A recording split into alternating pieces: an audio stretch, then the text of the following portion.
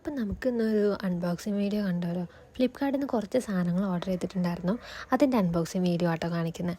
ഫസ്റ്റത്തെ ബെല്ല വിറ്റയുടെ പെർഫ്യൂംസാണ്. അത് 2 ഓർഡർ ചെയ്തിട്ടുണ്ടായിരുന്നു.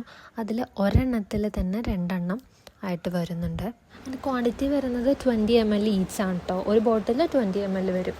അപ്പോൾ മൊത്തത്തിൽ ഇങ്ങനെ മറ്റേ ഫ്ലിപ്കാർട്ടിൽ കാർട്ടിൽ പോയിട്ട് നമ്മൾ ഓർഡർ കൊടുക്കാൻ സമയത്ത് 40 ml എന്നാണ് കാണിക്കുക. സ്പെഷ്യലായിട്ട് കാണിക്കുന്നത് നമ്മൾ ശ്രദ്ധിച്ച് നോക്കണം. 20 ml ആണ് ശരിക്കും ഒരു ബോട്ടിൽ വരിക.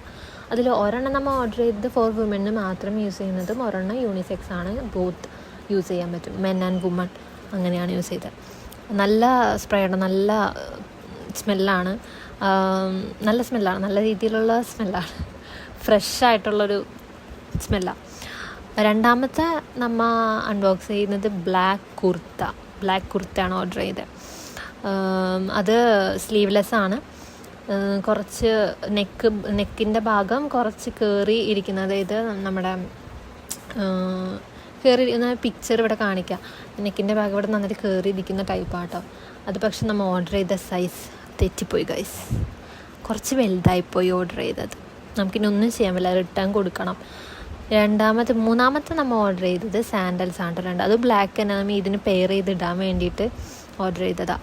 അത് കറക്റ്റ് സൈസ് കിട്ടി. നല്ല ഇതുണ്ട്, മൊത്തം തുന്നിയിട്ടൊക്കെ ഉണ്ട്, ഫുള്ള് സ്റ്റിച്ചായിട്ടൊക്കെ വരുന്നതാണ്.